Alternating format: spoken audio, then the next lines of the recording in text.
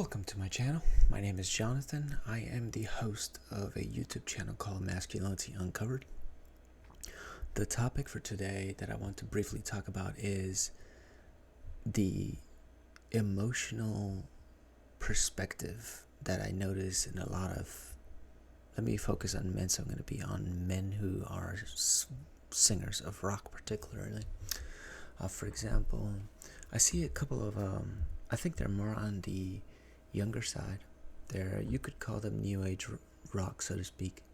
I think in general people would be very attractive to their music just because of their vocal range and how they perform, the lyrics of the song.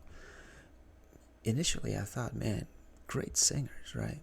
Nothing really negative on that aspect, but one thing I noticed is that a lot of these singers, the lead singers, they seem to have a lot of tattoos all over their body. Some of them piercings, body modifications, and some of their music is really focused around trying to, so to speak, explain their trauma through their music. And when I try to understand why they do that, it makes me wonder, why is it so important to express all of your issues, your trauma, right, to other people, which for some reason seems to attract a lot of women, whether that be because they sound great.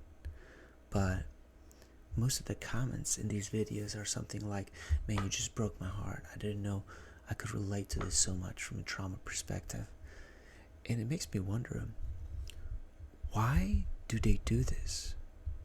What is the benefit from a societal perspective that we as men are expressing our trauma constantly online?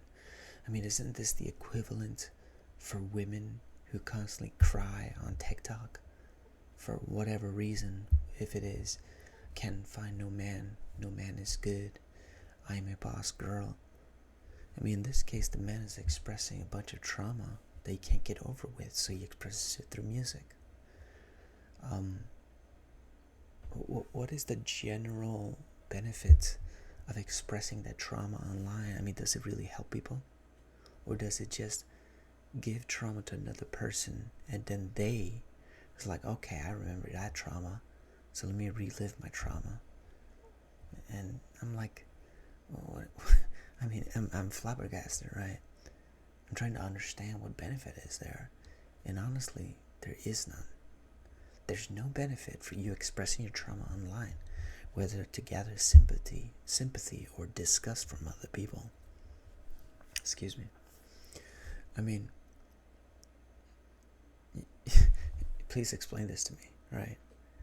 I don't hate on nobody, but I can understand, at least from a personal perspective and sort of a outside perspective, that certain things don't benefit people at all. And this is a prime example of this. Men, if you're in these types of groups who sing songs about your trauma, stop doing it, man. It's not helping you. And it's certainly not helping other people. And with that, I will conclude today's episode. Thank you for tuning in. I appreciate you for taking the time to listen. And I wish you a great day. Godspeed.